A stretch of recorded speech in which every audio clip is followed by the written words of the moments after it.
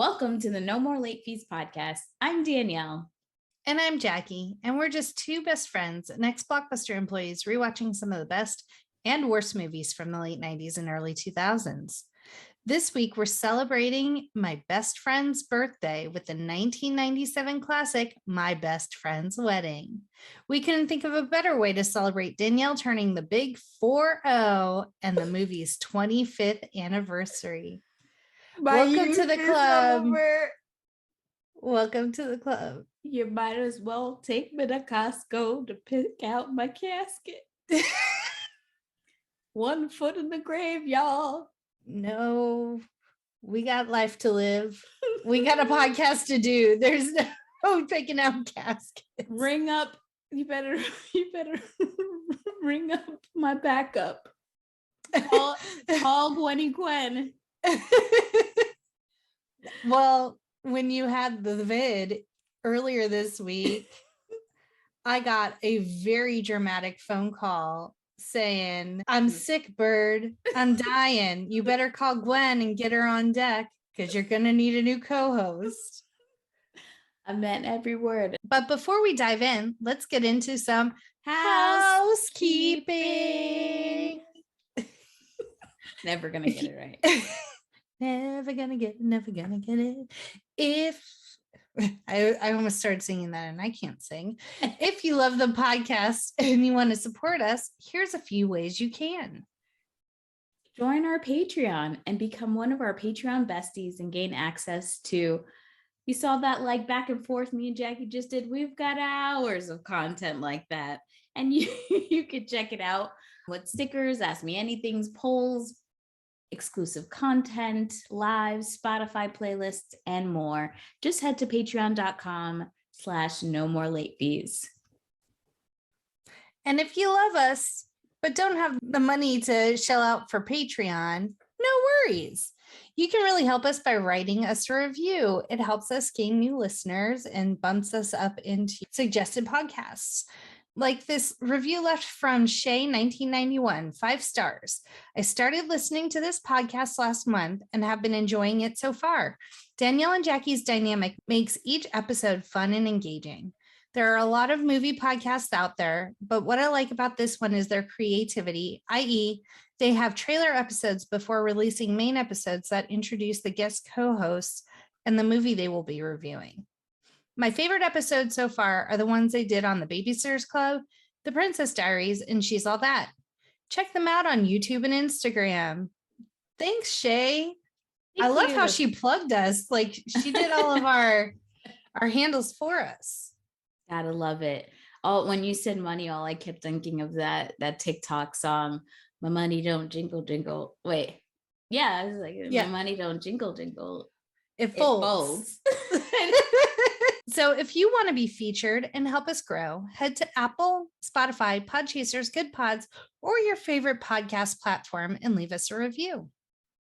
And if you love the podcast and want to rock our merch, head to our Redbubble page at nomorelatefees.redbubble.com and buy some merch. The heroine's a terrible monster. The hero's a selfish schmuck. And that's only the beginning. Vanity Fair, 1997. Upon finding out that her friend, with whom she has had a backup marriage pact, is engaged to another woman, Julianne decides to go break up their wedding and steal the man who's rightfully hers from the unwitting bride-to-be. It stars Julia Roberts, Dermot Mulroney, Cameron Diaz, Rupert Everett, and Philip Bosco. It was written by Ronald Bass, directed by PJ Hogan, and you can rent it on Amazon for $2.99 or rent it on Apple for $3.99. Or buy it on Apple as a 2-pack with Sleepless in Seattle for $19.99 like I did. But before we start, let's get into our ratings rewind. So you know the drill. Before we get into the movie, we'll reveal the rating our Y2K versions of ourselves would give. Then at the end, we'll see if our current selves agree with our initial rating. Our scale consists of would buy it again. The best, would play on repeat. 5-day rental. Would watch again. That was so straight to the point. 2-day rental, Okay, but nothing to write home about. same day rental. If trash were a person, it would be Jules. Yeah, She does not have redeeming qualities in this movie, Danielle. we'll see. We shall see. What is your Y2K rating? So after this movie came out, Y2K Jackie had a little ritual every Valentine's Day. And that would be to watch my best friend's wedding because it's someone who's having a worse day than her. So I, of course, bought it so I could watch it for my tradition. How about you? Yeah, hell yeah. So fun story. Your girl was a Columbia House bitch for a little while. That's right. I was cheating on the bin at Walmart and cheating on Blockbuster. I got this movie for a penny and I never paid for anything else. They never got me. And then they crumbled as a company. And I have my best friend's wedding and Notting Hill for 99 cents, y'all. And I'm proud of it. So yes, it is, would buy it, did buy it for me. And obviously, you're a bit of a my best friend's wedding stan. I'm a Julia stan all day, every day. I'm gonna stick beside her kind of feel. There's not much that could come out about her that would waver my love for Julia Roberts. And I've heard quite a few things that she can, she's a man stealer, husband stealer. She wore a shirt that said aloe vera, but spelled aloe vera, because the husband that she stole, Danny Motor. Yeah. His wife's name was Vera. Everything I know. Petty bitch. Everything I know about being petty and about getting my way is from Julia Roberts and her movies. So I got it by watching you. I have no shame in my game. And we already know that I am a villain sympathizer. Yes. She tops Taylor Vaughn. They're different. They're different breeds. They're not different. They're different breeds.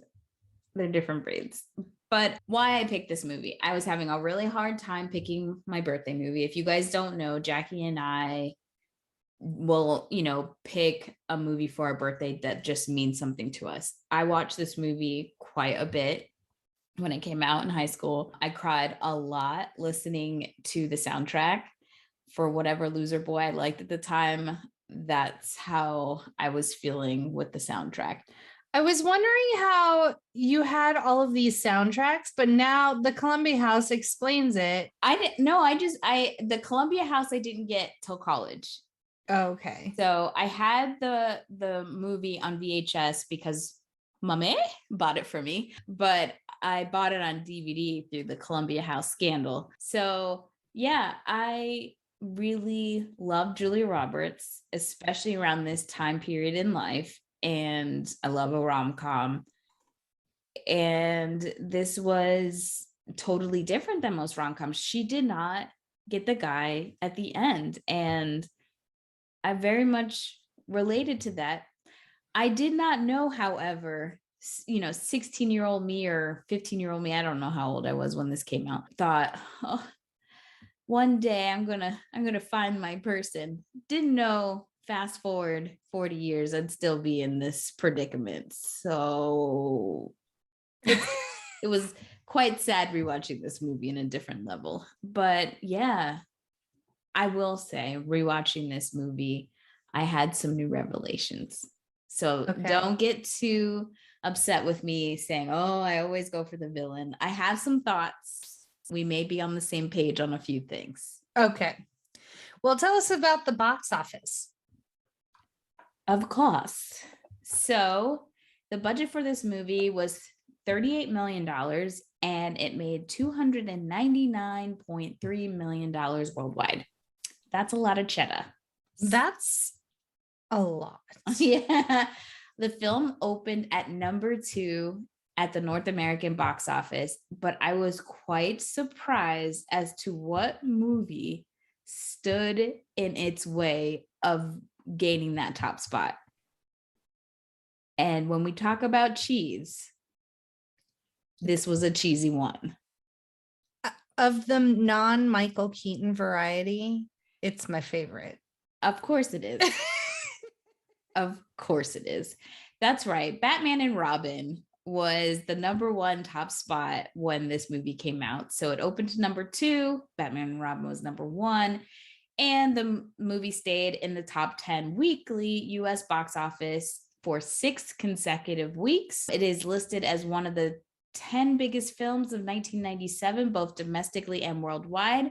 And I have to give them props because the actors in this movie won not 1, not 2, but 3 Blockbuster Entertainment Awards.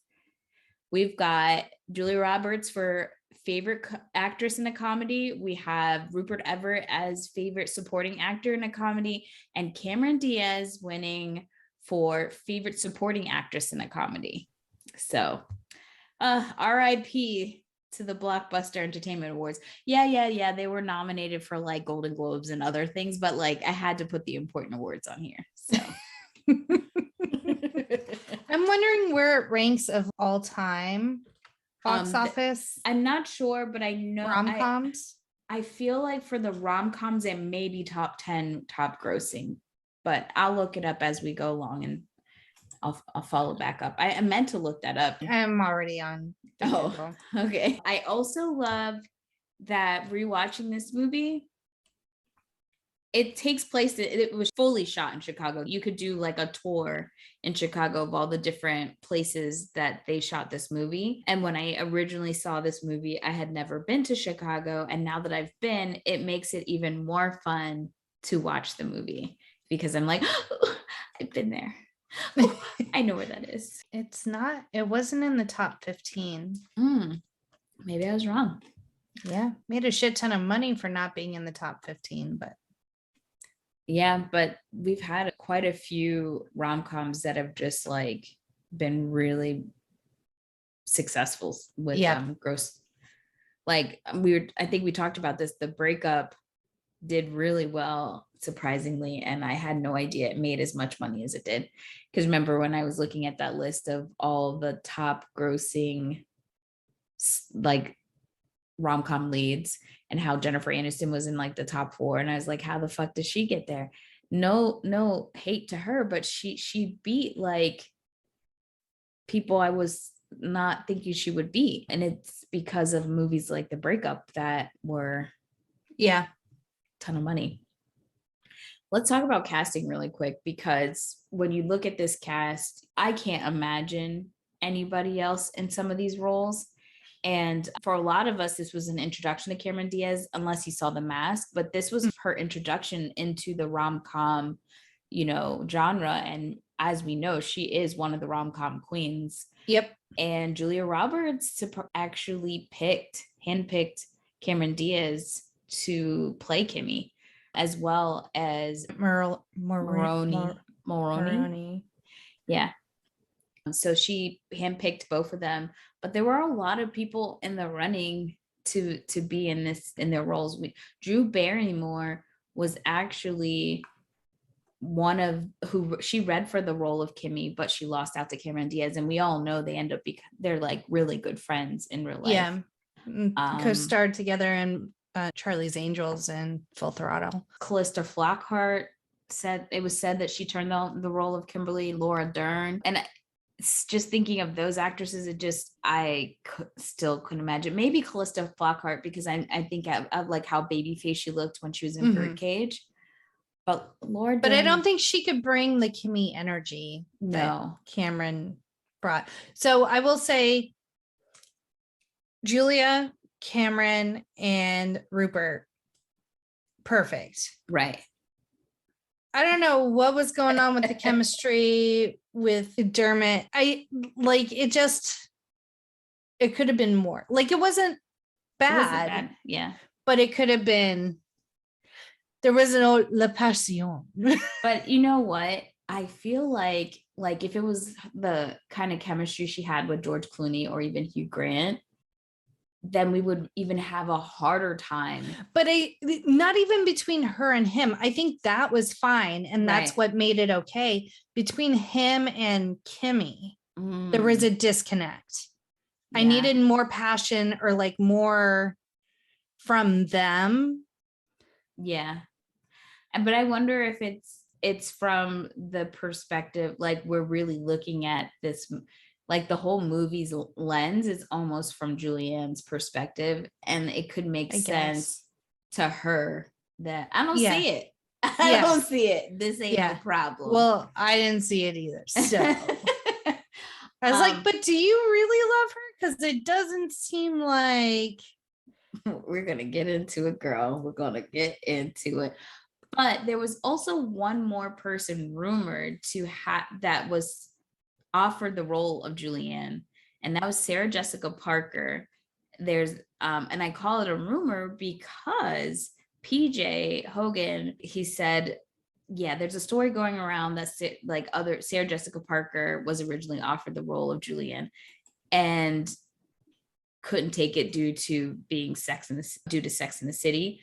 But he was like, that wasn't true at all, that Julia Roberts was attached from the beginning, and that the only other offer was for Sandra Bullock. He said that she's probably the only other actress in the world besides Julia who could have been fabulous at this role. Which I see, because you look at the proposal where she's kind of that like ice queen, nemesis, like almost sabotaging things, to get her way. But she also has to be likable. I feel like Sarah Jessica Parker, I would have just. She would have just been awful. Yeah, which test audiences did very much hate Julianne, so much so that it caused problems down the line. So they had to do a few reshoots to fix a few things because of her, how well Julia did in this role. And the other two actors considered for the role of Michael, played by Dermot Mulroney, were Edward Burns, which I just don't care for him. Like, I don't see it. Right. And Russell Crowe, who I don't think he's come up on the podcast, but he is another one of those actors that I just don't watch his movies. And it's not because I hate him or anything. He's fine. But it's because he's such a low talker. I have to turn the volume up so high. Everyone else in the movie is screaming. Maybe now that I read all of my movies, I'd have a different perspective, but I just stopped watching Russell Crowe movies because he was a low talker. I could never understand a damn word he said. I think he's a great actor, but I think he's a horrible human being. And I got that vibe way before all the like rumors and stuff started and the stories started coming out. But then when the stories came out, it's like I can't overlook this anymore. No, not at all. So the movie starts off, and it's like one of my favorite things that Julianne's character was a food critic. I at that time I didn't even know that was like a possibility. Yeah. I was like, oh, that's it. That's the job for me. And I loved how scared everybody in the kitchen was. There was literally a line that says, I will kill your whole family if you don't get this right. Like, she seemed like she was the end all be all critic from Ratatouille, like gonna make or break this restaurant. The critic from Ratatouille took his cues from Julianne. He did. Yeah. So that's how the movie starts. Well, not quite how the movie starts. What did I miss? The opening sequence. Oh, you're so right. An opening sequence that has nothing to do with the fucking movie. Nope. And it is so perfect. I will sit through it every time. And I looked, it is almost 4 minutes long. Does not introduce any of the characters. Nope. It is just a woman dressed as a bride and two bridesmaids singing Wishing and Hoping in a pink room. And it is perfection. does her dress, the bride's dress look familiar? Yes, I did read the thing, but I would have known that dress anywhere. And it's when Rachel comes into the coffee shop in on Friends. I love that rom-coms back in the 90s and even the early 2000s. I don't see it as much. I'm excited about the Barbie movie for many levels of reasons, and I'm surprised this is the first mention of it on the podcast.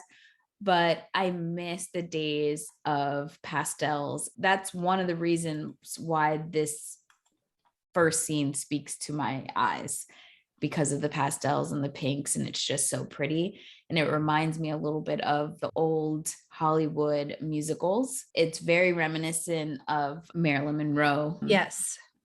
But that shade of green is not flattering on anyone at any time. Yeah, it's a pea color, but is it the same? It's a little bit lighter than Tiana's dress from Princess and the Frog. Yeah, it's not great. The other bridesmaids wearing it too. So yes, the beginning of the movie starts with wishing and hoping, and the person who sings the song is like a rock star. I don't think I Who is it? What is her name? PJ? No, it's not. It can't be PJ again. Let me see. Who sings it? Annie DeFranco. Yes, thank you.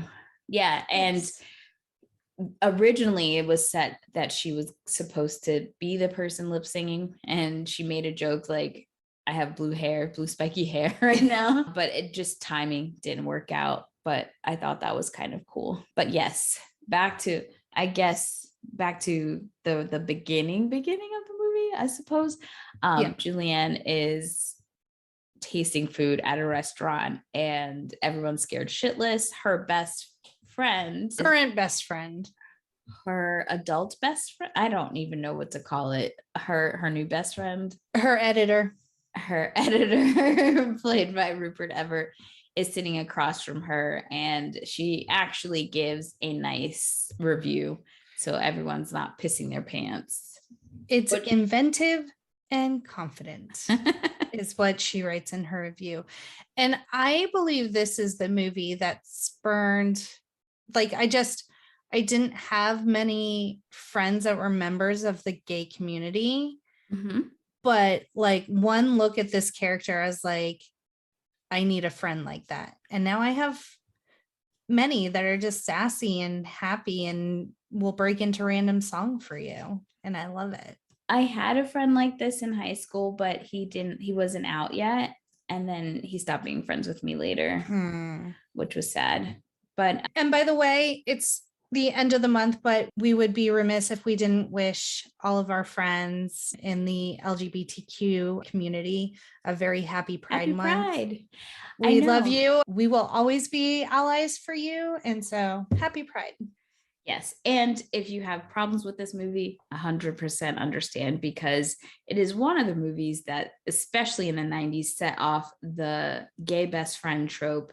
Yes. Where you didn't really get to fully realize and see gay characters have their own lives, their own plot lines, but they were actually vehicles to be supportive friends to the straight females, which is problematic. And yes, I think we're starting to get a little bit better. And of course, there's a ton of movies in the 90s that do a better job with the representation.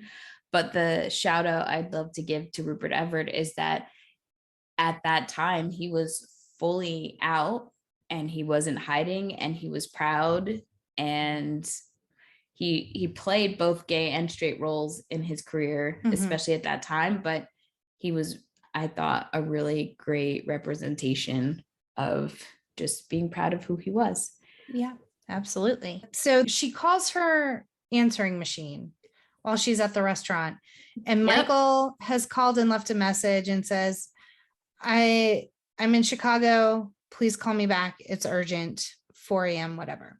And then we get some exposition about how she knows Michael and they met in college, and then they've had all these crazy adventures. They only dated for a month, but they've been best friends ever since and had all of these wild adventures. And it sounds like throughout the past 9 years of their relationship, it's ebbed and flowed. They've come together, had these experiences, and then drifted apart again, but they're always there for one another when they needed each other. But then there was one night in Tucson after margaritas that a blood oath was made. Yeah, that was like, there's parts of the story felt weird. One, her telling this story and talking about how they made this pact and almost putting Michael as being obsessed with her made Julianne seem very narcissistic, which yes, she is. Yes. And so as she's telling the story, she's pretty much just stating that Michael slit his hand, which at the time, I just feel like this was not too far after the AIDS epidemic. And I just feel like this is not where we should go. Because I don't know about you, but I definitely watched that HBO special with the little kids, the blood brothers. And we learned how like one of them got HIV because, it's like a whole thing. Anywho, I was like, yeah, we could have done better. Not the best example of just like a pinky promise. Yeah. A high five, like write it in a bottle, put it in the ocean. Like there could have been so many different ways they did this pact and failed. Blood was not one of them. Failed. She calls Michael when she gets back home and her PJs say red on them, which I liked. Did you notice that? I noticed that her room looked like a hotel room. Yeah. So I was like, is she in the hotel or is she home? I think she was at home. No, because they said, I don't know, maybe she was at a restaurant out of town and staying in a hotel.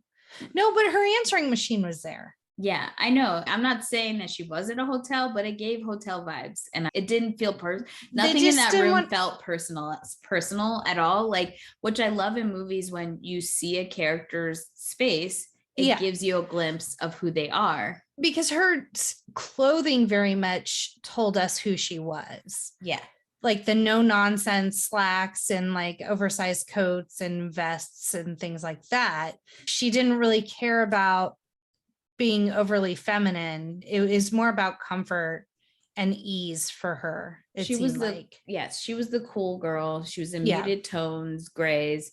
And then when we meet Kimmy, it's like pastels, bright yellows, completely different, which I understand. And they made her ultra masculine, essentially, where it's speaking to that 90s culture of working gal and I don't need a man, which we've seen this before with Jordan and The Best Man, where it's like, if you have a career, then everything else is missing, right? So Julianne is an independent woman. She don't need no man. She's panicked that Michael is going to call her about this pact and want to, which I don't understand, because it's like, if you're not interested, just say it. Like, why is she panicked? But boy, does this bitch because blood in, blood out. So she's talking to Michael. When she calls him, she thinks she's going to get his answer machine, but he actually answers. And he actually turns some things around by saying he met somebody. And not only did he meet someone, he's getting married that Sunday. So it's Wednesday and that Sunday they're getting married. And it's a 4-day event. Yes. Because her father is this billionaire that owns the White Sox. They got money. So it's like brunch, like outing, just like all of these events that are scheduled for a 4-day culminating with the wedding on Sunday. And so now she's panicked. She needs to fly to Chicago. And I'm like, wait a minute, why is he calling her the Wednesday before? But he did say he had tried to call her like 4 or 5 times over the course of the month to try and get a hold of her, and she never called back. And she's like, oh, I was on a book tour, blah, blah, blah. So it does seem like it is a whirlwind affair. It is a whirlwind for Julianne because she didn't answer. And so she goes from, I got to let him down easy to, I'm going to lose him, George. So she starts to flip out, and now she's in love with Michael. she goes from Michael was my best friend that we talk sporadically, and now I'm in love with him, and I'm going to lose him. So I've got 3 days to break up this wedding. And George, she's very confident. She's like, I'm going to go do the damn thing and then I'll be home by Sunday. it's Julia, so I understand. But I love that. I mean, yes, the confidence is bad in the sense that she's going to destroy a situation. I think after I finished watching this entire movie, the one thing that I can take from the movie, and I think it actually makes me think of another movie. If you took the romance part out of this movie and it speaks to like friendship, I can relate to it in such a deep way, and 2 different parallels. One being that what we don't talk about enough is, especially female friendships, but it also happens in male friendships. When you find a partner or your friend finds a partner, your whole life, your whole friendship changes, and it changes forever. It can't ever go back to the way it was. You now have to share your person with someone else. And I feel like this is coming from past experience. Yes, this is my experience with you getting married and like having to figure out how to redefine my friendship with you. Like you got married, you have this person, and that person, it's like a totally different relationship. And especially when you're not kids anymore, you're an adult now, it changes everything. And this has happened too. Like, I mean, do you know how many times in college Shayla cussed me out because I started dating someone and I like acted brand new? And that happens a lot with friendships and having to balance relationships. And how do you balance 2 really important relationships? And for Julianne, she might think she's in love with Michael, but it's also this whole thing of like, this losing person, your best friend. Yeah, this person, and the dynamic that it's not going to be the same anymore. Now they have their person. So I think that also is how Bridesmaids is. I think this movie is a precursor to Bridesmaids, except in Bridesmaids, obviously the character is going through more of a tumultuous, she's doesn't know what's going on in her life. You know, she's having like a mid-life crisis, but it's also this, what does my life look like now that my person is going to have a whole nother life now? I can't just call and he's going to drop everything and hop on a plane to come on my adventure that I'm going on or something. Like it's very much, oh, now he has this other person he has to think about and they come first. I don't come first anymore. Right. And like, and God forbid that person has kids. Yeah. Then it's like, unless you're doing it in tandem, if you guys do it together, it works. But it takes a lot of communication and a strong situation for it to like, not to like rebuild or redefine. And that, I think people don't talk about it. It's traumatic. It's a traumatic experience. And I think people brush over it and make it seem like it's nothing. Well, it's not a big deal. It is. That's life-changing. It's the same way like a kid feels when their parents get remarried. It changes the course of how things are.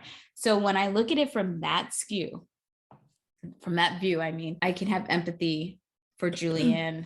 The way she acts is not right. You don't do what she does.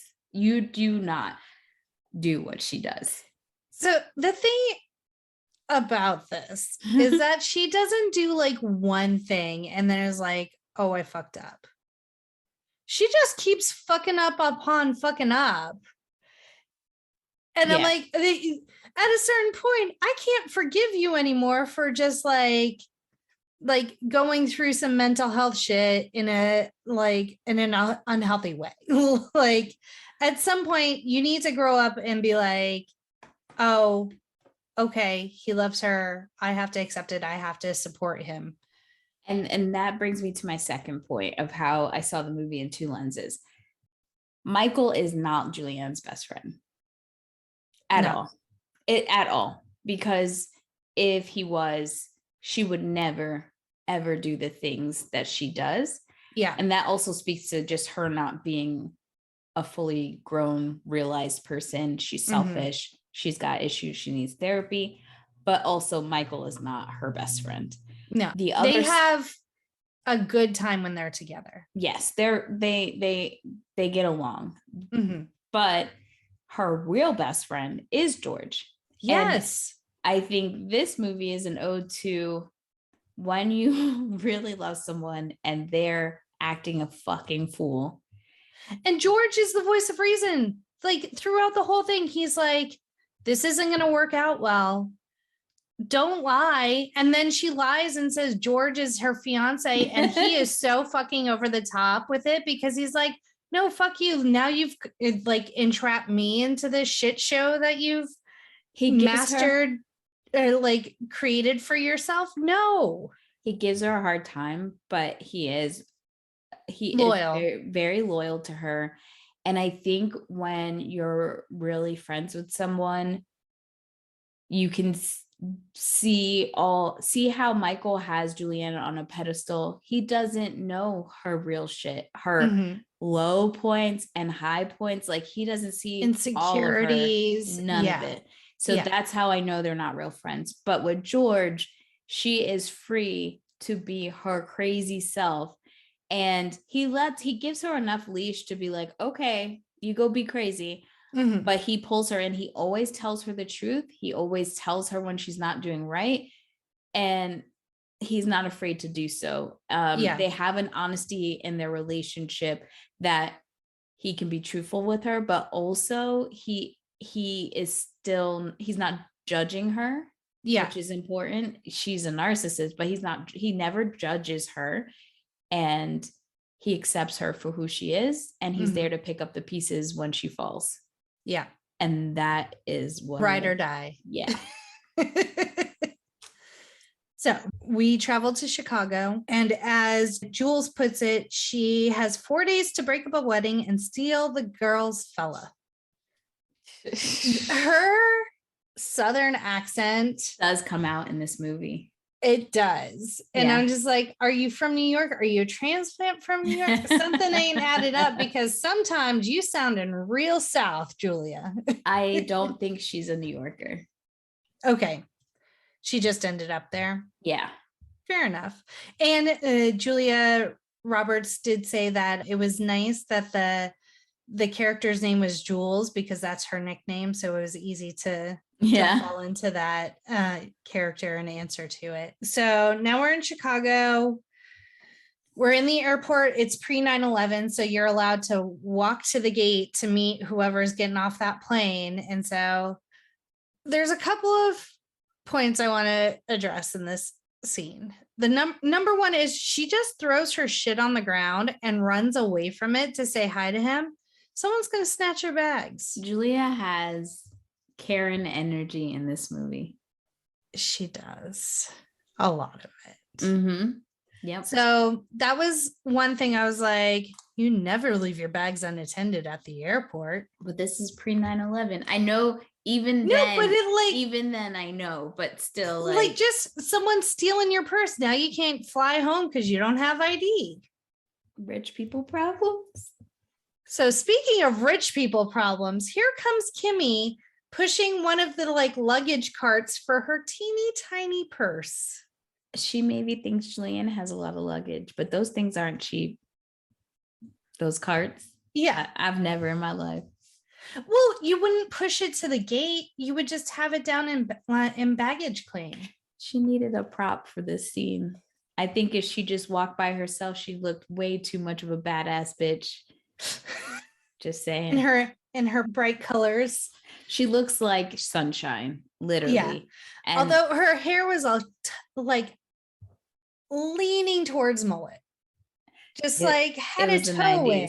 It was the 90s. It wasn't a great haircut for Cameron. No, and as much as I love Julia Roberts' hair, it's not giving me curl and volume.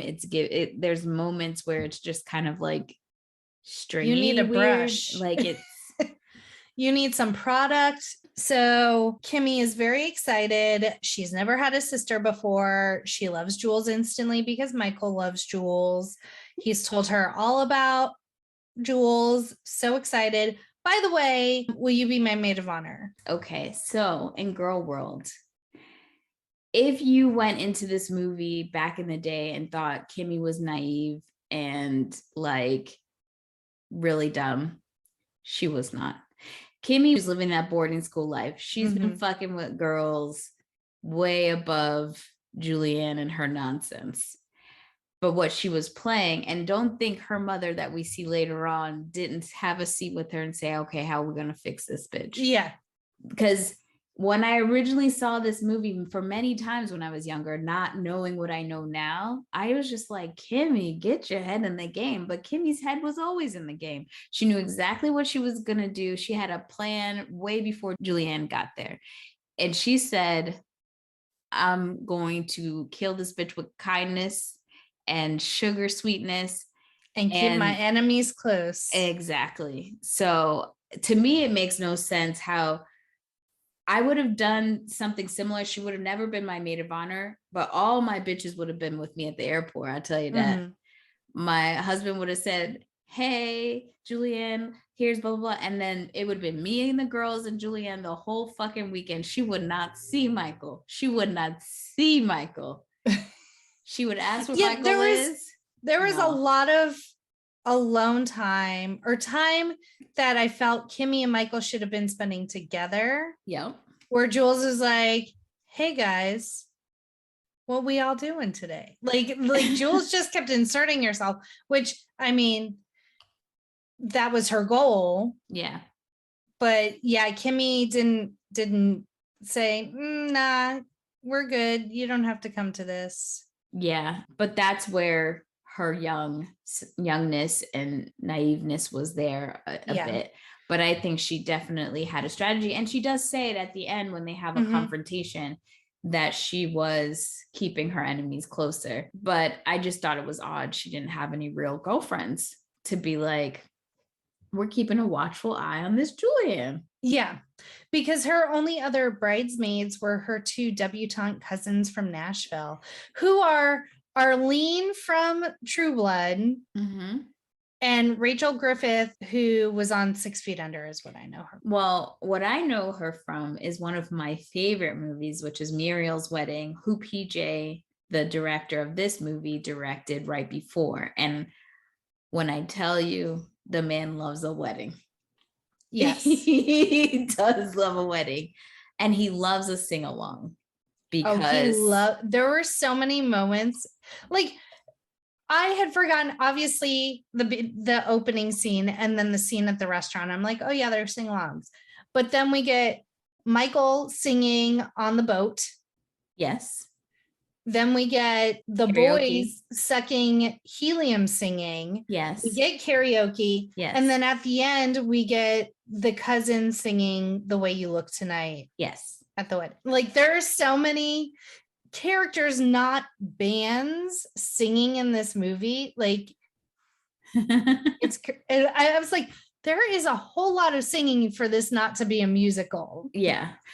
Speaking of which, so this movie is so popular that it's been remade twice in 2 different countries, in Mexico, and I think there's a Chinese version. And right before COVID, they announced that they were going to make a musical version of this movie, but they just canceled it due to COVID. It probably will come back up later on after, things die down. And in 2015, they had announced that they were going to make My Best Friend's Wedding TV show that was supposed to be a spinoff of the film, and it was going to take place immediately after the events of the movie. And it would be about Julianne and Michael as they returned to New York. But that got stuck in development hell, so it didn't go anywhere. And there's been talk multiple times of a sequel. And if there was a sequel, PJ said that it would be about Michael. It would center around George, which love. Yeah, give me more.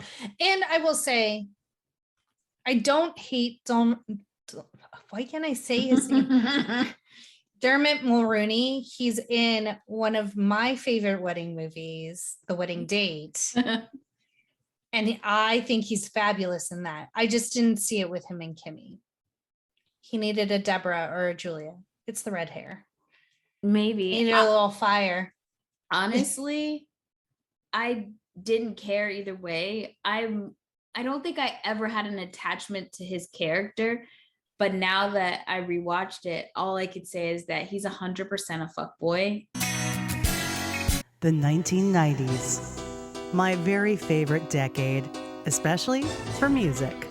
This is Dope Nostalgia, and I'm your host, Naomi Carmack. And every week, we revisit the era that brought us Hammer Pants, Crystal Pepsi, Pogs, Hypercolor, Pokemon, and some of the greatest songs of all time.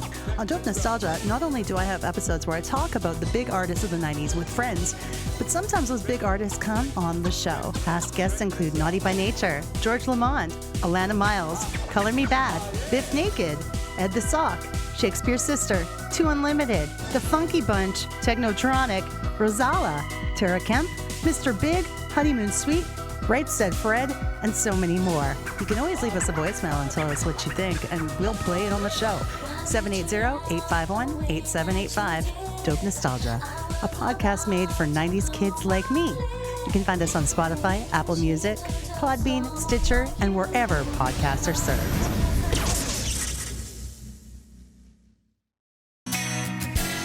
And just so as we get to know Kimmy in the movie, we learn that Kimmy is 20 years old. She's in college. She's going to school to be an architect. Yes, her dad is rich, but she has her own goals in life. And Michael is a sports writer who travels. He covers baseball, I believe, right?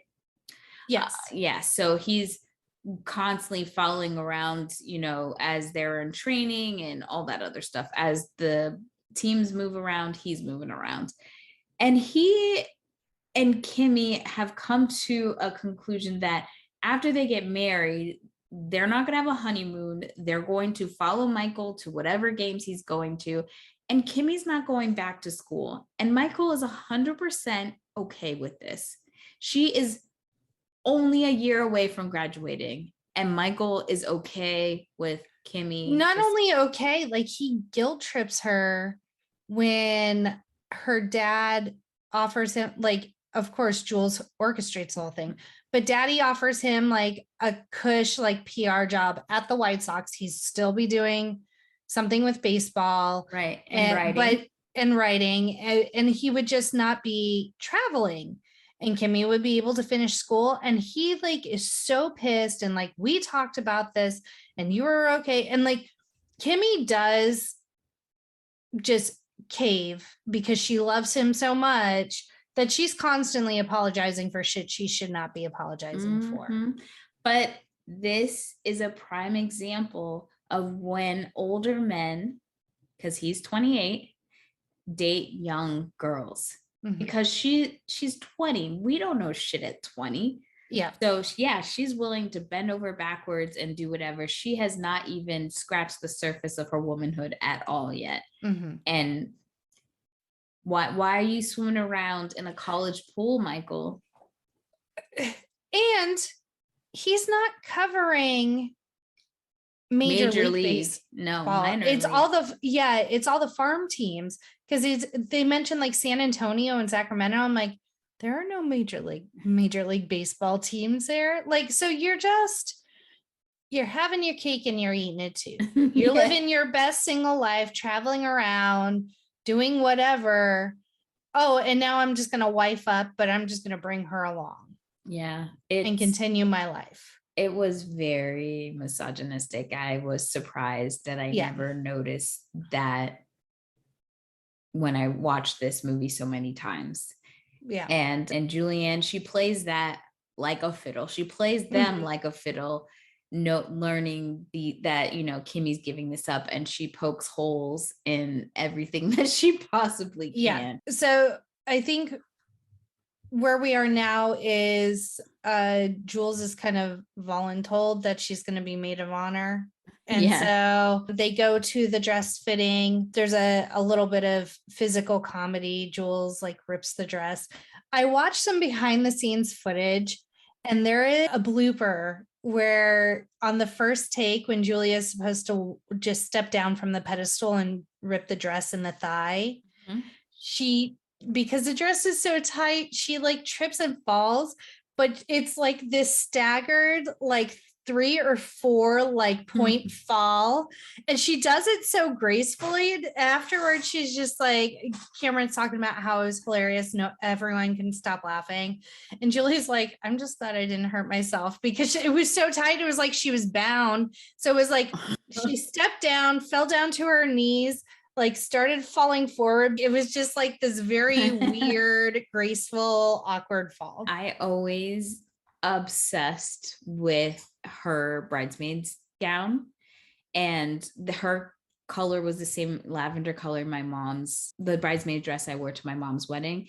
But I was always sad because I never got to have like the cool halter thing. Your eyeshadow matches the dress. Did you do that on purpose? No. And if you notice the detail, so like right where her like armpit vaginas are. Armpit vaginas. That's a good one. That's this right here. She has these little rosettes, which are the floral fabric of the bridesmaids' dresses. I didn't care for that part, because it kept on making me think there was a pin or something there. Yeah, I did not care for what the fuck Kimmy is wearing. That like, it looks like she's wearing a cummerbund. There's lots of like, people old origami dress. What is that? People have talked shit about Kimmy's dress. It's terrible, on the internet, and it looks fucking heavy. It was heavy the 90s. As shit. That's all I can say. Okay, let's go back. So, trying on the maid of honor dress. So she makes a hole in it. Yeah. And Kimmy is just rattling off and just pretty much telling Julianne about herself because of all the things Michael has said. And so, you could tell Julianne is annoyed. And again, Kimmy's at play here. And then when she finally rips the dress, then she goes to the dressing room and she calls up George to bitch. And Michael walks in with the dress altered and fixed. What? Why is that engaged man, walking into a dressing room with his former lover in her bra and panties? Because they're best friends. Yeah, and he's like looking good. This is another example of Michael just being an absolute fuckboy, and just he leads on Julianne. He does. I cannot fault her for like getting those like glimpses, and she's looking for it, so it's going to be even more meaningful, those little bits that he's throwing her. And that's why it's so hard for me to believe the moments where she tries to tell him how he feels, that he doesn't know that she's about to say this. But it could also be the dynamic of their friendship, where he always liked her more than she liked him. And so maybe he's so used to her being kind of flirty and not it being reciprocated that he knows he's friend zoned, essentially, because in the beginning, or maybe deep down he knows and he's just like, whatever, like she strung me along for this time, like, like let's turn the tables and just, I'm gonna do me. Julianne is to keep vagina in a box for him. Yep. Smash in case of an emergency. Exactly. Yeah. So yes, I did not care for it. And it wasn't even like he didn't even turn around when she got like nervous about her. He's like, oh, it's nothing. I've seen you more naked than that. She had an appropriate reaction. He should have been respectful to his future wife and not even put anyone in that situation. But if I were Kimmy and I found out about that shit. Oh, were you just walking into the dressing room with her half naked and you know she's half naked? Mm-mm. It doesn't make any fucking sense. Yeah. It makes sense. It just doesn't. Any girl who knows that your best friend, you guys used to rub body parts against each other? No. You've been inside her? No. She's lucky she can be at the wedding nonetheless. Yeah. In the fucking wedding. Yeah. This shit don't fly with me. No. But I guess the best man is the equivalent. And we saw what happened when he found out that his fiance slept with his best friend years ago. He still was losing his shit. It's just not happening. It's not happening. And then the ending part doesn't make sense either, because you try to steal my man and you're still going to be my fuck. No, yeah. It's not happening.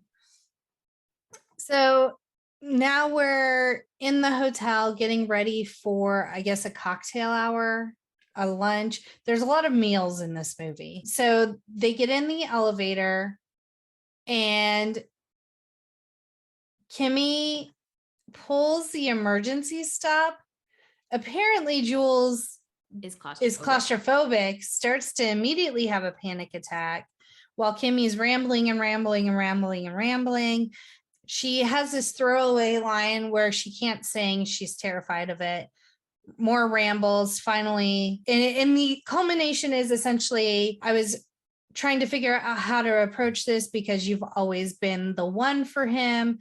And so I've just kind of relinquished the fact that he has a pedestal, you on a pedestal and me in his arms.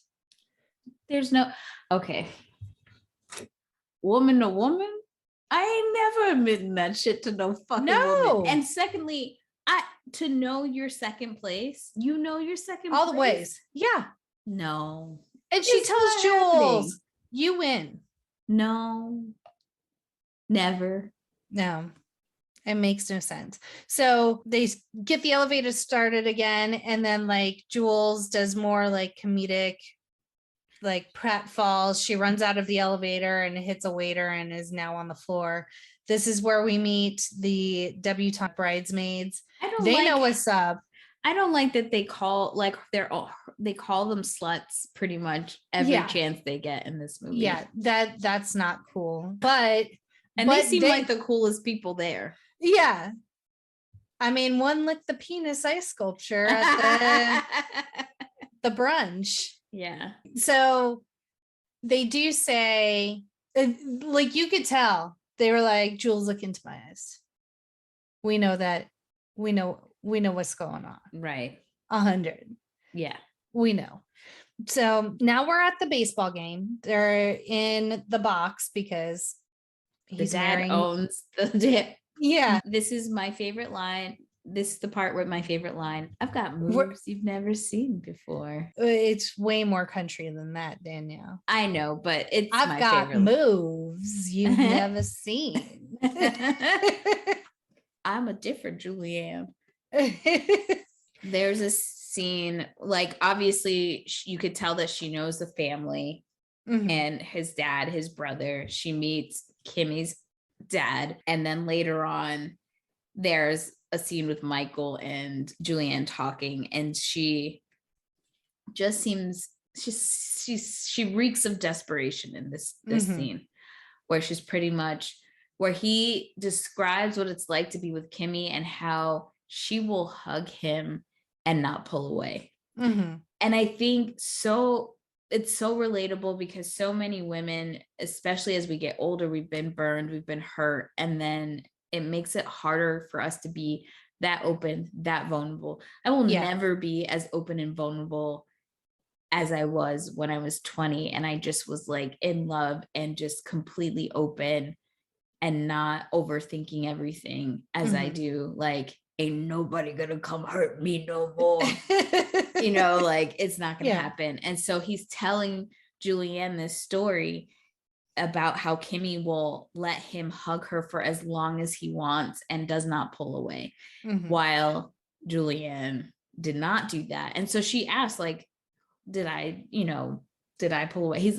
Before she could even answer, he's like, yeah, bitch. Yeah. You never let me hug you long enough. You always pulled away. Just mad he wasn't the right one, Julianne. You knew he was a fuckboy deep down in your heart. So he does call her out for never being comfortable with the love stuff, is how he puts it. Yeah. Like she has that wall. She's not going to entirely give herself emotionally and vulnerability wise to someone. And that's kind of what draws him to Kimmy. So after this, okay, go ahead. But what I think later on when we see him meet George, that is when it clicks for him that George just might be the right one, even though clearly George is gay. Yeah. But because of how vulnerable and how like he is like so mushy over her and she kind of lets it happen. Yeah. He is shocked by that. Yeah. Yeah. And she can be vulnerable with George because she knows that he's not going to hurt her. Yeah, exactly. Now we're at karaoke. She swears that she just thought it was a fun bar. We go in. She's like, oh yeah, I put our names in, blah, blah, blah. They're talking about margaritas. They order for one another. Kimmy's like, can I get an Amstel Light? So this scene,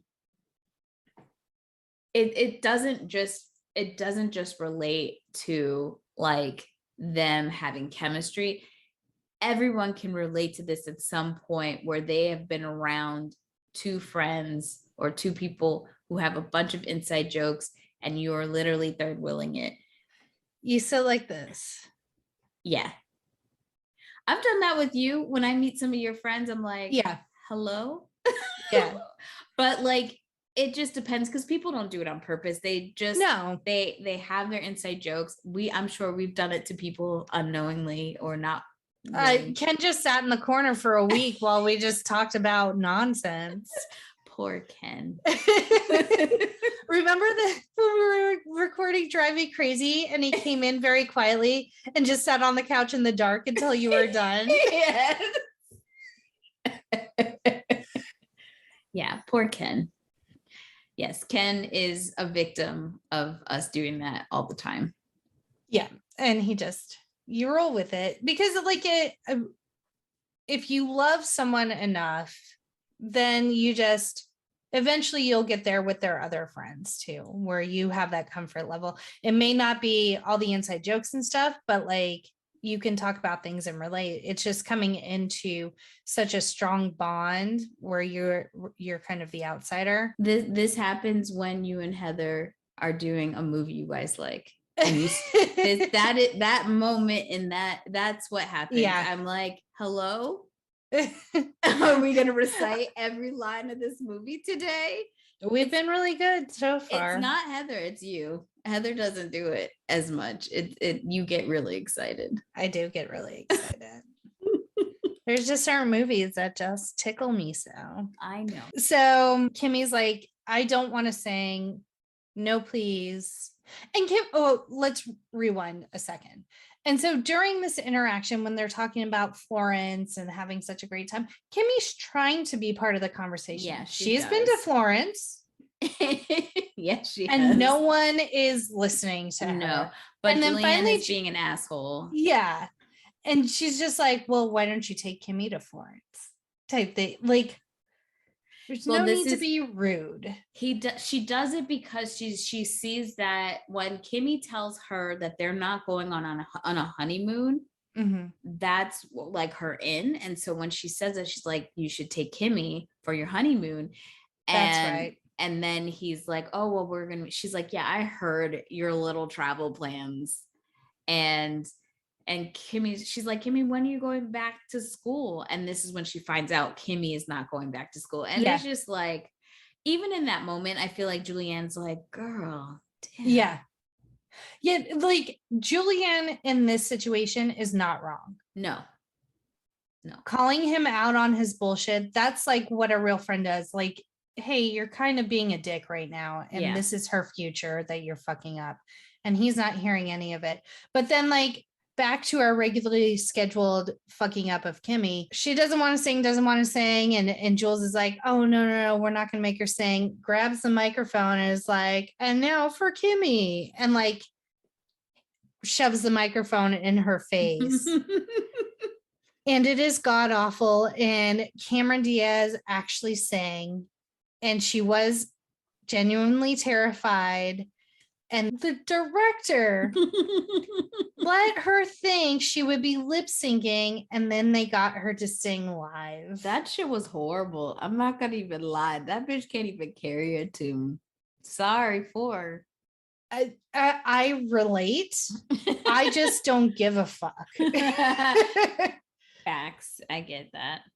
So now Kimmy's kind of like, I need to go home. I have expended all of my social energy on that fucking karaoke song. But also she has like something to do with her grandmother. So that's one of the reasons why she's leaving. Like her grandmother's having like a lunch or something. That's why she's heading. Oh. And Julianne's supposed to go with her. And Julianne does another nasty, wicked thing where she's like, sorry, Michael, we've got to go, blah, blah, blah, blah. And, you know, it's necessary. And Kimmy's like, it's not necessary, really. Until Julianne's like, all right. And she hops back out of the cab and she's like, I'll stay with Michael. And Kimmy's like, she can't back out of it now that she said it's not important. What I can give props to Julianne is that she doesn't full on try to seduce Michael or anything right away. She does use all the time she has in these 4 days to lay her groundwork. So even though she's spending time with him, she's making sure they're reminiscing. She's pointing out flaws, but she does it in a very slick way. Also because Michael's a fucking idiot.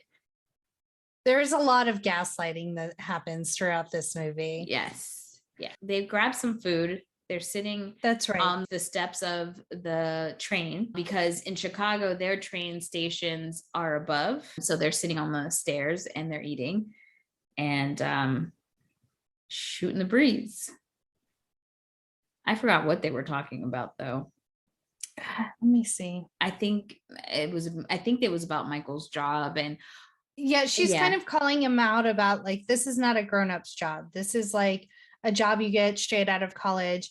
I know that you love it, but like, it's time to grow up. And she's like, has this not come up with Kimmy, especially with her dad, especially who her dad is. And he kind of is just like, no, we're fine. And that's not Kimmy, that she'll never do that and blah, blah, blah. So she starts to plant the seeds of doubt.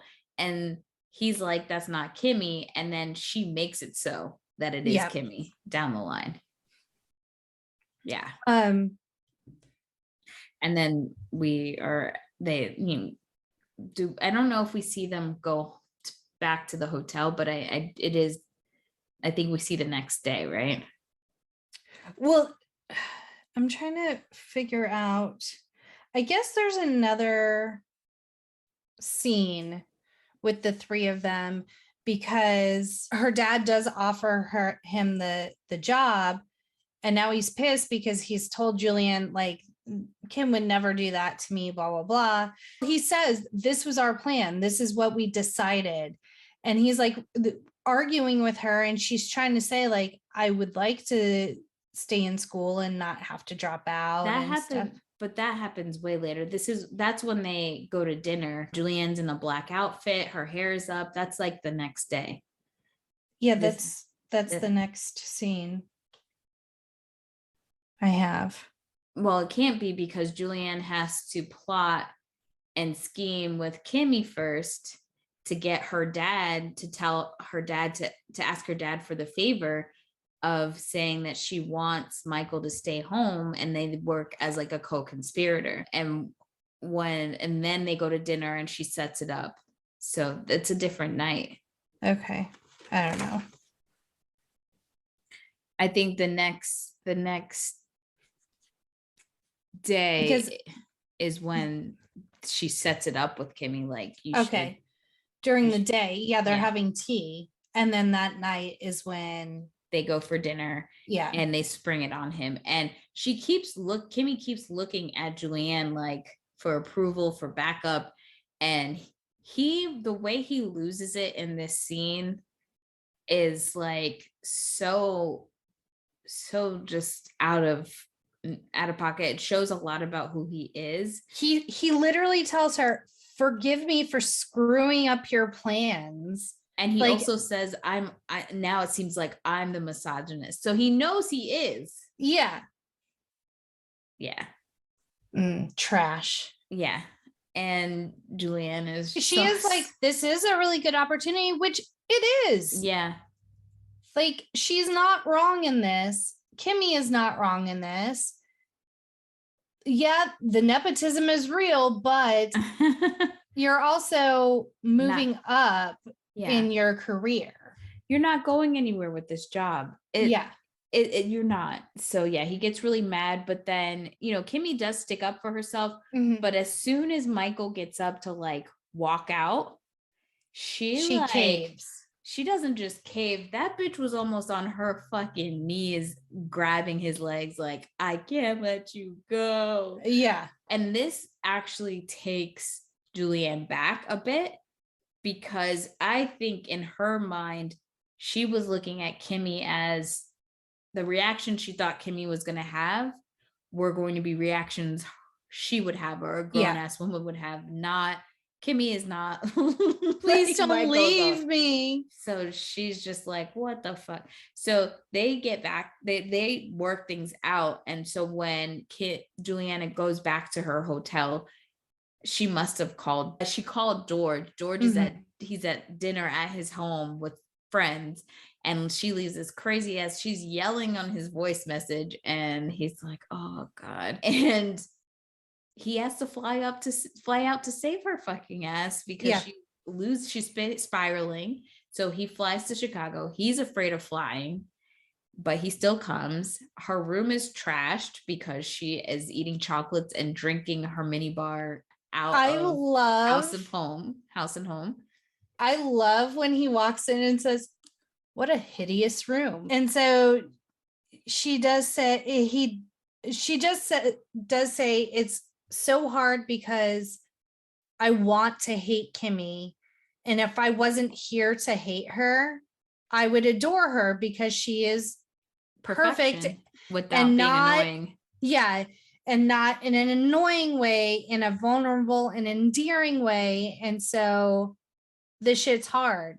Yeah. I love that in this scene that he wipes off her face mask as they're like, she's talking. And she is so like high level at this point. She's hype. And he calls her out. He's like, is this because you love him or because you need to win? And when she tries to get up, I love that he pulls her hair back because they're laying on the bed. And he's like, no. And he does ask her that hard question. And she says, like, at first it was to win, but now it's because I realize I love him. I still think it's to win. Yeah, I think it's to win as well. And so then they go and meet Michael for his tux fitting. She interrupts his tux fitting because he has now, George has convinced her, like, let's stop the charade, as he would say. And you need to tell him, tell Michael the truth, and let's wrap this up. So she does go with the intention of telling Michael, and she just cannot get it out. And he's acting so obtuse in this scene as well. But he does catch George. Like, so she, like, George is like way far in the background, but Michael sees her walk in with George, and then like George gives her a kiss as like encouragement, like, go tell the truth. And so then Michael is immediately jealous. Red flags, yeah. And so they're having this conversation. She's trying to tell Michael what's going on. And then Michael's like, oh, here, can you hang on to this? And gives her the wedding band. And so she's like, what the fuck is this? That ring is boring. Yeah, it was pretty basic. Yeah, it was just like. But it shows the difference in monies that Michael has in comparison to what probably Kimmy is used to. Yeah, because it was just like probably a white gold band with like a pave setting. So just like little chips. Ain't nobody want little chips. Some Anyway, people, it's only the wedding band. It's not the actual wedding ring. I feel like if I have a really nice wedding ring, I don't need my wedding band to be like extravagant. But I didn't like that wedding band. Yeah. But yeah. It didn't even go all the way around. Girl, you were really clocking this ring. I was. So then she can't get out, or George like knocks over a mannequin or something. So Michael's like, who's that? And so then all of a sudden George is Jules's fiance. And he's pissed. He is pissed and he's piced. He is piced. He does say, you're going to pay for this. And she's like, look, I just don't be over the top. Don't be over the top. He's like, hold my beer. Yeah. Because hold my white wine spritzer. So they go to the church and Michael tells everybody, he tells Kimmy that that Julianne and George are getting married. But before they get to the church, they're in the cab. Julianne is thirsting over Michael. George turns and said, you're supposed to be, like, he puts his arm around her and the way that he's like feeling her. I love this. She's like, stop it. And so Michael is like annoyed by their affection and he spits it out and says, I'm kind of surprised because every time you've ever talked about George, I've always gotten, a hint that maybe he was, and George is like, gay. And he's like, yes. So George says he pretends to be gay to get the ladies. And then they get to the church. And when Michael tells Kimmy, the noises that Cameron Diaz makes in this scene as running down the aisle is and then insane. Like Rupert Everett matches her energy and the squealing that happens. It's so fucking funny. I really do love that part and the comedic timing where they're just like, oh. And when he slaps her ass, I'm like, what the? I know. She's just like, ooh. And her mother comes running. I like when she's running, she's like got her hands like hung like this. And it's very Alexis Rose. It is. And the mom invites George to lunch. So they go to lunch. It looks like, I don't know what restaurant it looks like one of those kind of Bennigan's weird. Like a Joe's Crab Shack. Yeah. So the whole family's there for lunch and everyone's obsessed with George and Julianne trying to figure out how did you guys meet and all this other stuff. And, Julianne doesn't want to give any details. George is like, bitch, we're going to ride this out. And he fashions some story about meeting in a mental institution and a person who thought they were Dionne Warwick. And then the cousins are like, that's Whitney Houston's aunt. I'm like, oh, that's how you know who Dionne Warwick is. That's sad. Well, so this iconic scene in the restaurant where George bursts into song, it wasn't in the original script, but PJ Hogan told Entertainment Weekly that he added it because he wanted to give George a bigger role. When George's original role, who, by the way, in the original script his name was Digger. Thank God they changed that. He was supposed to have a small role, but when they showed the movie to the test audiences, they absolutely loved him. And so they expanded his role. Same. Oh, you saying that you loved it. And also when PJ thought about like how to expand his role, he was talking to his wife and he's like, it just needs a sing along. He just needs a sing along. And him and his wife kind of discussed, and that's where he landed on doing I Say a Little Prayer for You, which brings us to this wonderful soundtrack. I told you I'm obsessed with the soundtrack. I listened to it over and over and over again. But there are 6 Burt Bacharach songs, who also with Hal David, who was his writing partner. 6 of their songs, which is amazing. But also even more amazing that most of the songs were originally performed by Dionne Warwick. So Gotta love it. Gotta love that it's all bringing it back.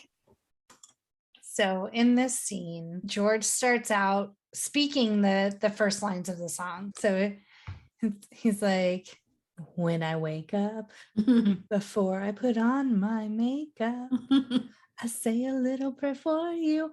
Everyone gets in on it. There are lobster claws clapping. There are people in like little like rain slickers. The dad has a solo.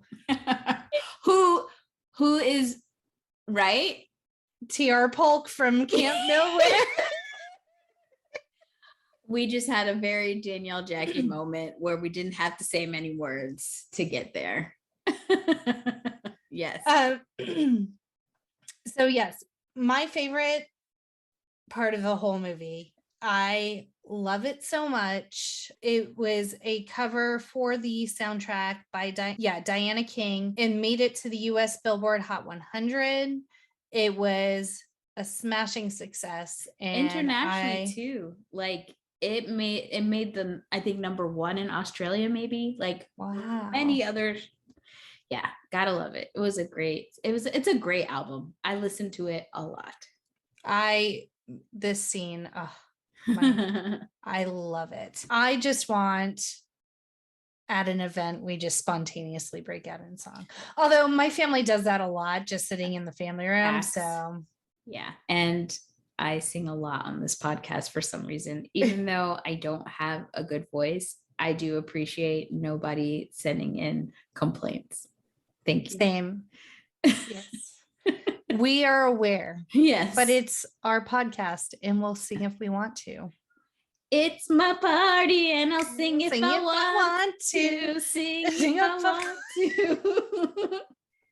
You would sing too if you had a podcast. Do. And the whole time, George is kind of regaling the story of how they met. Michael is just full on staring. He is not having a good time, which is a problem. And why does Kimmy not realize that her husband to be? She's just singing along. She's happy to be there. Other people are singing. She's not doing karaoke. It's fine. Ecstatic that this bitch is getting off the market. That's what it is. Yes, 100%. They finish the scene and they go to the airport to drop off George. Yes. So George is not staying the weekend, which why not? If you're there, just stay there. Right. Because the airfare that he ends up coming for a last minute flight. Yeah. What? And he comes back later. So, yeah. And he tells her it's never going to work out. You need to tell her the truth, or like his parting words as he gets on the airplane. She gets in the cab and just tells Michael, we're no longer engaged. Like we thought it was going to work out, but it didn't. He can't stack up against you, Michael. Oh my God. The ego pumping she did in this scene. And so Michael's like, let's just spend the day together, you and me. And where's Kimmy at?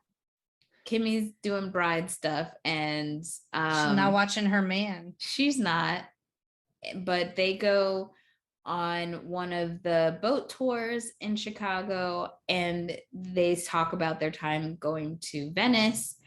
And this is where Michael admits that him and Kimmy, like he talks about how quickly they fell in love and they don't even have a song. And he's like, you must think I'm kind of crazy for getting married. And that's when he starts to sing The Way You Look Tonight. And they dance on the boat. Yes. And then in the next scene, Jules volunteers to pick up the father-in-law for the stag party, the bachelor party, the night before the wedding. Really, it's just an excuse to get into his office. She says she needs to make some phone calls. He's in a meeting. So he's like, yeah, go ahead and use my office. No problem. This is the worst thing that she's done. Everything she's done up to this point is really fucking shitty. But this, I would never talk to her again. There's no forgiving this. No. And The father-in-law's not pissed after this. The mother-in-law, Kimmy, like, why is she still at the wedding after this shit that she pulled? The hands that my mother would have thrown at this. You used my email to do what? After I kindly let you make phone calls in my office? I'm sorry. What? Yeah, that's why I'm like, this shit would not ride anybody with sense. Like, this is crazy. So essentially what happens is Jules, instead of making her phone calls, uses the father-in-law's laptop, Mac PowerBook, to compose an email to Michael's boss saying, we've presented Michael with this great opportunity. He declined. I hope you would encourage him to take it, blah, blah, blah. And my daughter hopes so too. And Jules does have a moment of clarity, which is quickly. This is awful. I'm an awful human being. Yeah, which quickly flits by. So she does not send it. It asks her, do you want to delete it or do you want to save the draft? And so she's hemming and hawing. She sees the father-in-law coming, so she saves the draft.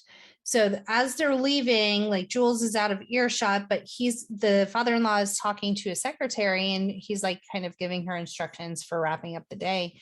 And he says, I have 4 or 5 emails in my drafts. Can you please send them out before I leave, or before you leave?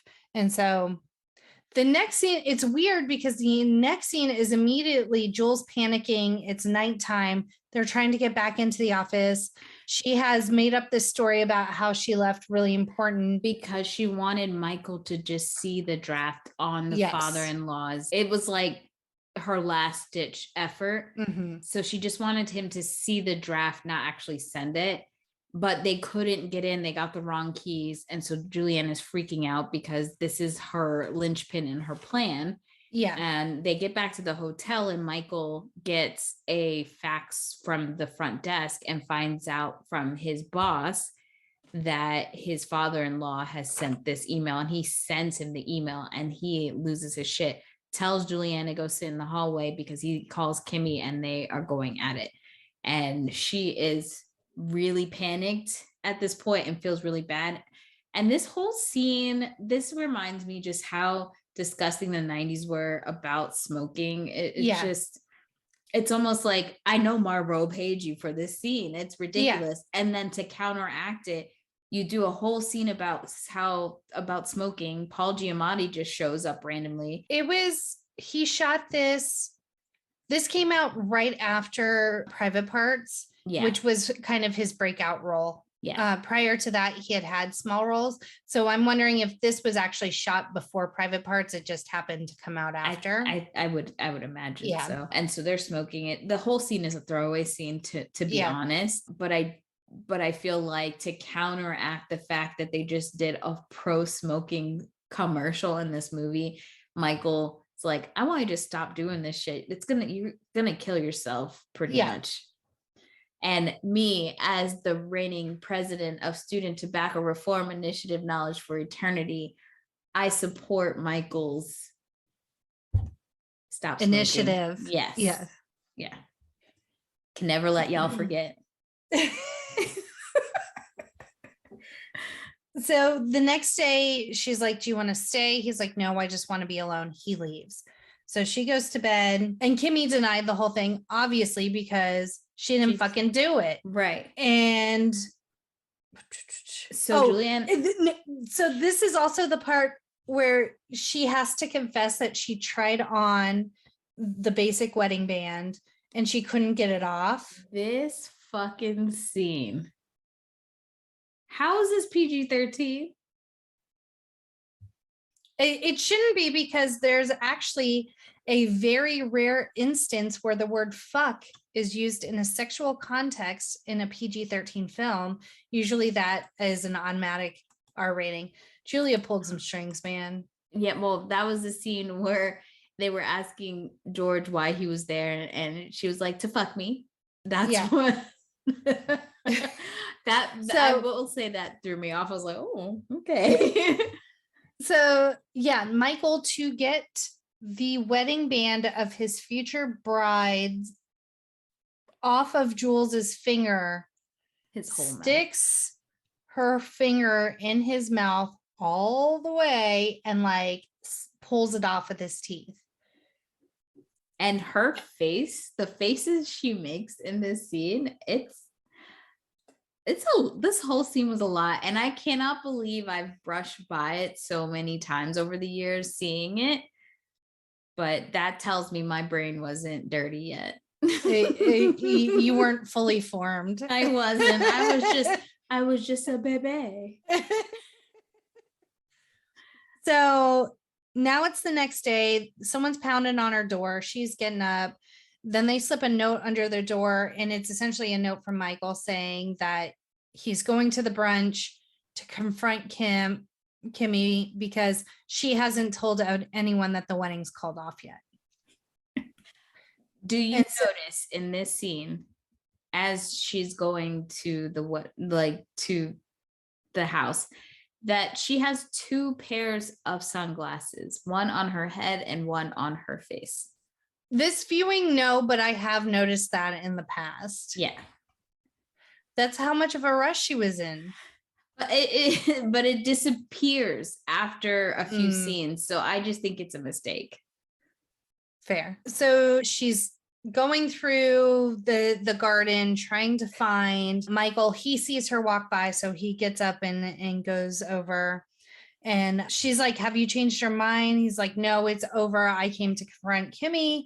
But can you go check on her first? Like, why? How does Julianne not get the hint here? Yeah.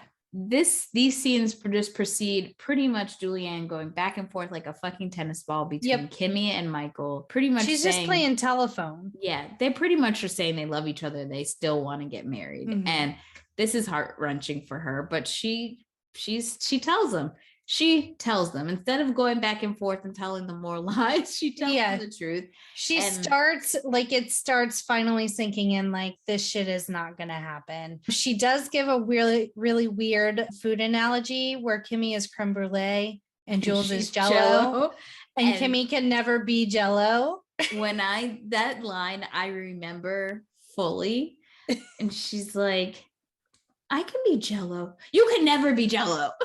Creme brulee can never be Jello. I'm not Jello. I would be more of a pudding. Yeah.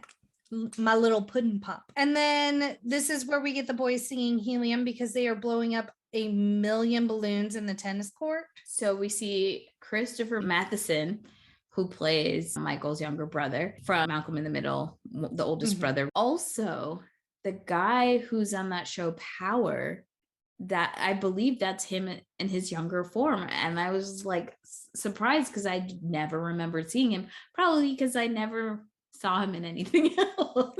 I don't even know what that show is. It's all right, Jackie, don't worry. Okay. It's on Stars. It's a 50 Cent show.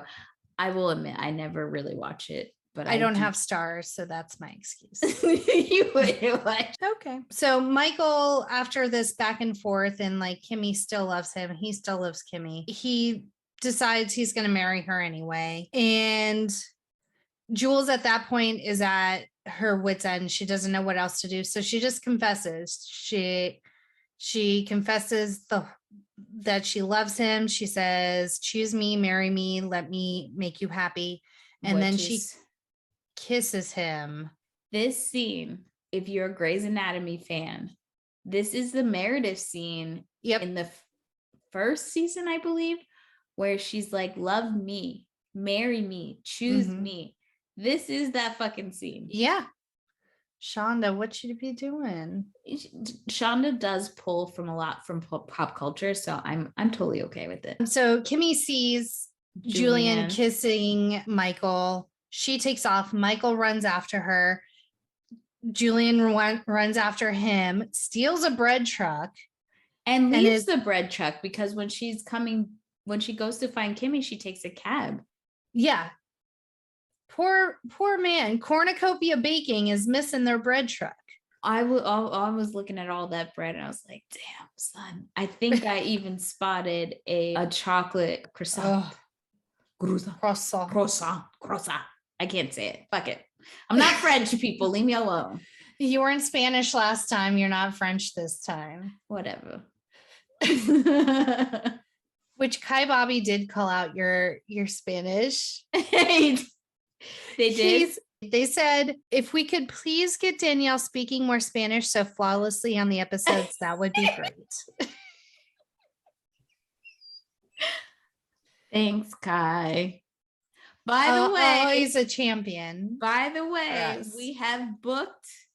we are booked for Rotten Treasures to do National Treasure 2. Excellent. Because Simone from Roll Call Pod was like, you complaining that National Treasure wasn't National Treasure 2 was one of the best parts of that. Where's Mount Rushmore? I'm still mad. Still fucking mad. Yay. Well, we'll fulfill your National Treasure wishes. Thank God. So now, while Jules is driving a stolen vehicle, she calls George and she's like, it's not going well. I told him the truth. And now he's chasing Kimmy. And he's like, so you're chasing him, he's chasing Kimmy, but who's chasing you, Jules? Who there for you? The Like, think about this. Mathing.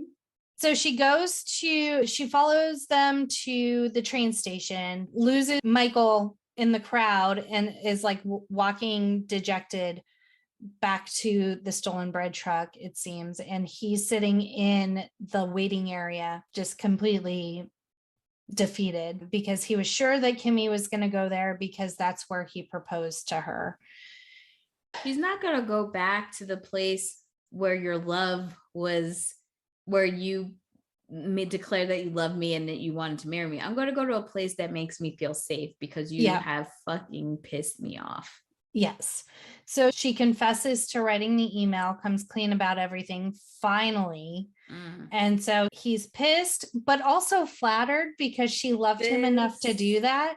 That's not love. That's not love. You don't love, if you don't love me enough to that in your mind, you want to make sure that I'm happy and not a conniving bitch to ruin my happiness.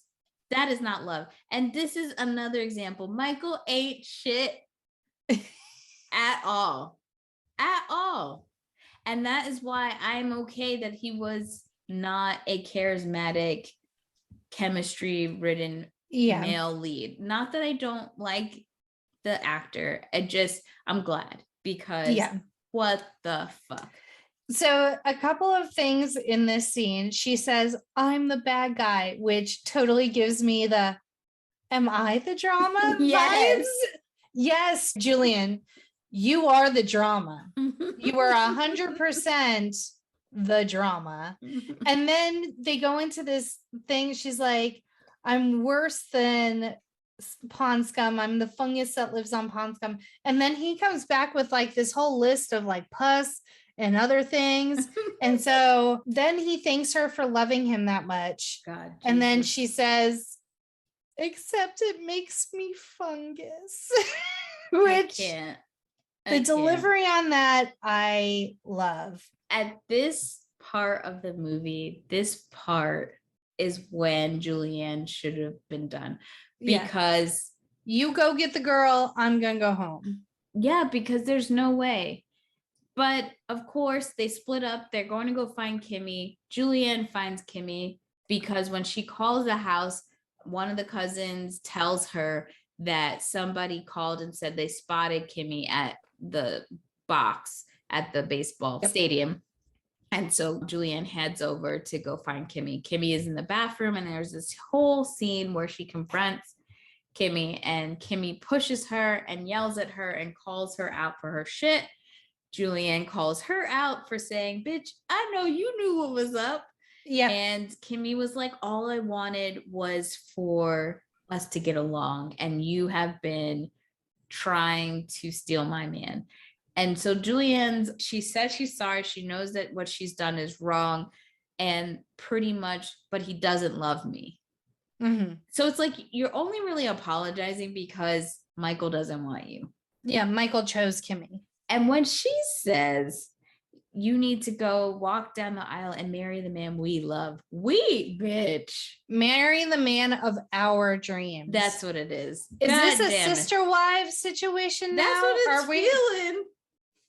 There's no way. I would have had to fucking punched her in the gut a few times or the throat before I could even get close to any kind of forgiveness. There's no fucking way. I'd have jumped her in that bathroom. All my friends would have been there. We would have been jumping this hoe. So because it takes place in a bathroom, it's drawn a crowd. Right. And they are here for it. But also when Jules first walks in and she's yelling Kimmy's name, there's like the old crazy lady. Yeah. Like Kimmy. Kimmy. Yeah, that is a wonderful touch on it's the little things. And there's so many women just like giving their opinions. Yeah. Like So they hug, and now we're at the church. Everyone walks down the aisle, says everything they're supposed to. No one tries to like object. And now we're at the reception. The little brother gives his speech, and he's adorable and just it gives me Joey from Friends with the having and holding and cherishing those type of vibes. And then it is Jules's turn to give a speech. There's no way you're not at my wedding and I'm not fucking letting you talk. And the fact that these two smile at her, it doesn't make any sense. Rehashes the fact that she was a crazy person trying to break them up the whole time by just saying, I had the strangest dream. You're the drama, Jules. You are the drama. But I will say, through all that, I'm gonna stick beside her. I still fucking love and then her final olive branch is to say, until you find your own song, I'll loan you ours. Bitch, I don't want. First of all, we're gonna have a song. What were they gonna play? So this is where the cousins get up and start singing The Way You Look Tonight. And what I can't stand is Michael is like ready to fucking shed a tear. No, like I can't. So now it's bouquet toss. Kimmy is aiming for Jules, and Jules is like, bitch, you better don't. Could you imagine? I'm just saying, like, if I got married and I said, Jackie, my song with my husband now is going to be REO Speedwagon. I Will Always Love You. How would that make you feel? Be like, he doesn't know it like I know it. He will never know it like I know it. I just, you don't share songs like that. There are so many songs out there. Like, you don't have to reuse the same song. I guess if they can reuse the man, they can reuse the song. This is community. It is the man of their dreams. Community dick. So now it's that typical, I've never seen a bride, and maybe it's just the circles I run in. I've never seen a bride change into a honeymoon outfit. Oh, I'm totally doing that. I'm going to have in my imaginary wedding, that may never happen, but wedding dress, turn up outfit on the dance floor because I need room to move, and outfit to leave in my pictures. So. Is it going to be blush and bashful? I don't know. So they're leaving to go on their honeymoon, but the wedding is still going on. Yeah, I guess that happens. So Michael does come back and gives her a hug, which reminds me of Monster-in-Law, because that happens where Michael is the name of the son, I think, in that movie. And after all the horrendous things, so the mom in Monster-in-Law was able to run because Julianne walked. Mm-hmm. Same vibes. 100%. Yep. Now Julianne's back at her table. She's kind of sitting there just watching people dance. She has her cake. It's untouched. Then her phone rings, And George kind of asked how it's going. She said, we said our goodbyes. And then he's like, well, I'm sure you're just sitting there in your lavender gown, drumming your fingers with your cake uneaten in front of you. And she's like, hold up, I didn't never tell you what color my dress was. And so she gets up and she starts walking around, kind of looking around. And the couples part on the dance floor, and there George is sitting on his cell phone. And then Say a Little Prayer starts playing, and they get up and they dance. Lots of spins. Yes. And then the ending line of the movie is, maybe there won't be marriage, maybe there won't be sex, but by God, there will be dancing. And then that's when they start dancing. And they had to reshoot and make this ending scene because the original ending scene that they filmed was with Julia Roberts. And can you guess who? You probably already looking at the notes. I watched the alternate ending. Well, John Corbett, who we just did a movie featuring Raise Your Voice, and Aiden from Sex and the City. Before he got his big break as Aiden on Sex and the City, he filmed a scene with Julia Roberts where she meets this wonderfully handsome man at the wedding, and the test audiences hated it. They did not believe that Julianne's character deserved to get a guy at the end. They did not like it. I watched it. Mm-hmm. I didn't hate it. I think it was done in a way. So what happens is, like, instead of sitting at the table at the reception, she's kind of like on the phone with George, like outside of the tent. And he walks by and notices her by herself. And he's like, hey, do you want to dance? She's like giving him attitude. She's like, can't you see I'm on the phone? And he's like, okay, well, if you want to dance, I'll be inside. And she's like, give me 3 to 6 months. Is what she says. I'm like, that seems like a pretty on-brand Julianne thing to say. Mm-hmm. But then she immediately goes in and starts dancing with him. What I would like to see was like 3 to 6 months later, her reconnecting with him, because she's had maybe lots of therapy in the process, lots of time, and now is able to move on. I didn't hate that end scene. What was interesting was when they do Say a Little Prayer at the end during that alternate ending, it's another sing-along. And it's the guy on stage starts it, but then the whole kitchen staff is singing it. And it keeps cutting back and forth, and it shows Jules and John Corbett's character dancing, and it's very similar to how she was dancing with George at the end, lots of spins and laughing and stuff like that. So I do love this ending. I love that George showed up to support her in the end and comfort her. But I did not hate that alternative ending as much as it seems test audiences did. Yeah. I think it feels good to sit in our feelings. That, and I think one of the reasons why this movie is so great is that because it really took a chance to make America's Sweetheart a villain, and we would not have gotten that same feeling if she got this cute guy at the end. I like that it's not completely wrapped up in a bow. She's having to pay for her choices, which we don't usually see in a lot of rom-coms. People do crazy shit in rom-coms and there's no real repercussions usually. So I think that's great. Like I said, I feel like Monster-in-Law, Bridesmaids, and Maid of Honor with Patrick Dempsey, which is the flip reversed of this movie for the male situation. But of course, he actually gets the girl in the end, which side eye. But that is My Best Friend's Wedding. Yay. Happy birthday, Danielle. Thank you.